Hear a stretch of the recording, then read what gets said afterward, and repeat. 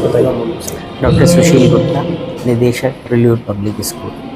आज हम अपने देश का 77वां गणतंत्र दिवस मनाने जा रहे हैं और ये हमारे लिए बहुत ही गर्व की बात है, क्योंकि संसार में इस तरह की डेमोक्रेटिक कंट्री बहुत कम है जहाँ पे कि इतना स्वस्थ वातावरण और जिस तरह से हम लोग संसार में आगे विकसित हो रहे हैं वो दिन दूर नहीं है जबकि हम संसार की तीसरी शक्ति बन जाएंगे।